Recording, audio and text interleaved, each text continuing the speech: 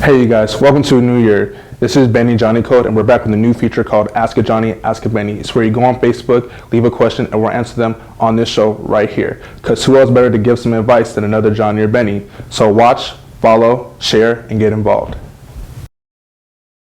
He walked in and I just instantly slammed my laptop shut, and I'm just like, oh my god, that wasn't porn. I know this looks bad, but I promise I was not just watching porn.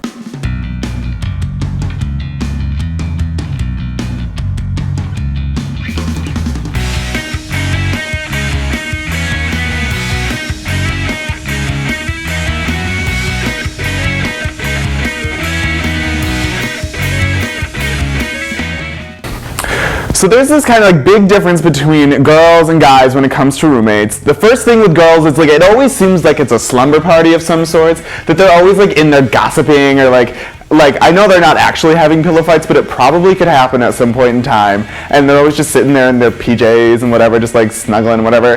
And then guys, it's always just hey, how's it going? Cool. Night.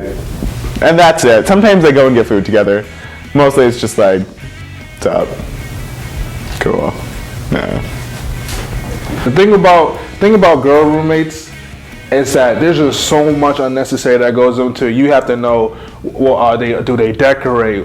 Do they have a boyfriend? This and that. What's their eating habits? What's their zodiac sign? All that other unnecessary stuff that doesn't really make sense. Guy roommates is are you going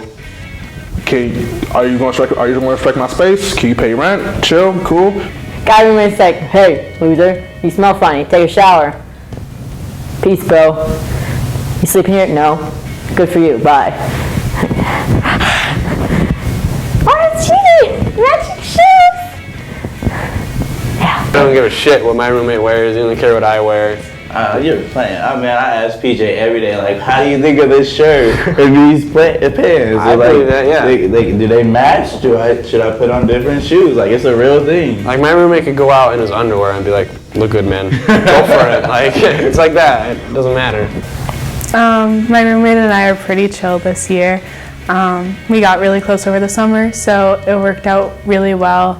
We get along. We can talk about a lot of things. We end up keeping each other up at night because we're talking about art projects or sharing poetry, so that's really nice. It's nice to have a roommate who you can talk to and who you're friends with and who has the same style as you, so that's fun.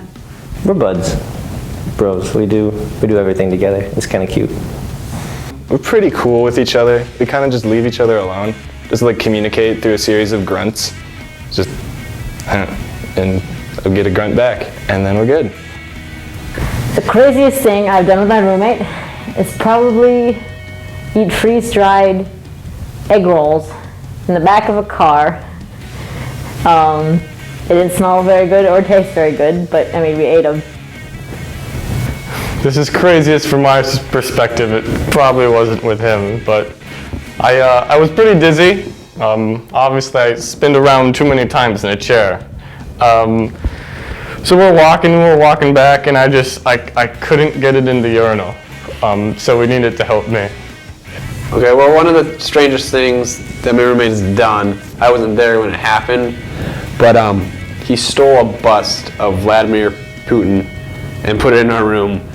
And I didn't notice at first, so he asked if I noticed his rearrangement and the decorations in the room. I didn't know what he was talking about, and he showed me his bust. Some student made it for an art project, and he stole it and put it in a room and put a beret on him, and yeah, so that's chilling in our room. I like your roommate. It's looking at me, the eyes follow you and everything. Yeah. Yeah. Okay, so one of the strangest things that I've ever caught my roommate doing was freshman year. My roommate, she was very comfortable with her body, and she liked to be naked a lot of the time. So this one particular time she was just getting out of the shower, and she wanted to show me something in her closet, and she said, "Hey Maggie," so I turned and looked, and she was butt naked, and she was showing me something else in her closet, and she was going like this with her arms, but I thought she was showing me her naked body, and I wasn't really sure what was going on. I thought she was just going, "Oh, I'm naked," but she was really just, showing me something in her closet or something. But it was so funny because I was like, "What are you talking about?" And she goes, "No, not my body," and she's like, "This," and I was like, "Oh, okay," and it was just totally normal for us. We just kept on going. Wasn't my roommate, but my roommate's lady pal at the time. I was just challenged to do the cold water challenge or whatever. And so I asked to challenge me if he would donate more money if I shaved my chest and like wrote whatever he wanted onto my now bare naked chest. And so I've got like a crazy like mat of chest hair. So to like speed it up, I went double time with 2 razors. And this was the first time I ever met his girlfriend when she walked in, and I was like trying to work my way through this jungle of chest hair. And she like knocks on the door and she's just like, I forgot my purse. And then she looks at me and I kind of look at her, and we really don't know each other that well. So I like try and diffuse the situation with like a joke or something. So I'm like, haha, you want to help?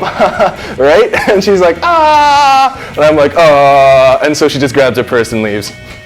My roommate and I decided that we wanted to make it so that if you leave a gift for the other one on their desk, then they have to consume that gift, and sometimes it turns out really well. Example, my roommate brought me a cupcake the other day and it was fantastic, but sometimes it can be something really mean. Example, my roommate is really sensitive to caffeine, so I left a 5-hour energy on her desk, and for the rest of the day I was getting texts, I'm shaking, I can't stop moving, desks are hard, so it kind of goes one way or the other. It's really fun, I enjoy it. Some strange house rules that I have with my roommate are that we have a bodily fluids bucket. Well, it's kind of more of like a joke between us, and it hasn't really been used yet, but just in case you really gotta pee or puke, we got it in the room. Strange house rules with my roommates. I don't believe we have any because we're pretty freely open. So I mean, pretty much if you throw up, you're definitely picking it up the next day. We will keep it there for sure. Pranks. So for Christmas, I got Austin a blow-up doll called Fatty Patty. So at the end of the year, Austin asked Kevin, what did you do with Fatty Patty? And I told him I threw her away. But really, I stuffed her in the middle of his suitcase. So like after 3 weeks, he finally opens his suitcase in Colorado and he sees it. And his parents are pretty nearby, so he quickly hides it and throws it away, and got a pretty angry text later. So last year, my roommates liked to put almonds in my bed. Not so much as like a really quality prank, but just generally annoying when you get into bed and there's like almonds underneath your sheet, and it's like a fitted sheet, so you have to like take the sheet off or like try and push them out, and it was super annoying. And then just randomly you find almonds around your bed and you're like, why is that? Oh right, that one night that I got back that one night super late and there's all these almonds. Yeah, almonds. The do's and don'ts of bringing back another person. It's actually pretty easy with me and my roommate because my roommate and I are in the same like friend group. So if someone comes to the room, they're typically friends with both of us. I mean, I might have a slight problem if I don't know this random dude and he's just like sitting on the couch like, hi, can I get you something? Kleenex? Maybe like an animal cracker? When you bring a person back to the house, definitely you have to give your roommates a heads up so they can either, I don't know, fall asleep before you guys get back, or so they can find other sleeping arrangements for the night. The do's and don'ts. Some of the do's and don'ts.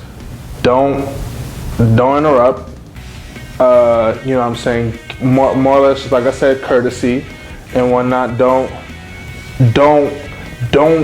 convince. I mean, like, don't act in such a way that the guest is gonna want to be like, okay, yeah, I'm about to leave. So it's kind of like just a spoken on courtesy. It's like, hey, bro, I gotta go read this book outside in the tundra. I'll be back in an hour or two.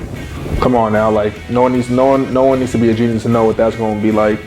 When the family comes over, don't be handcuffed to the loft.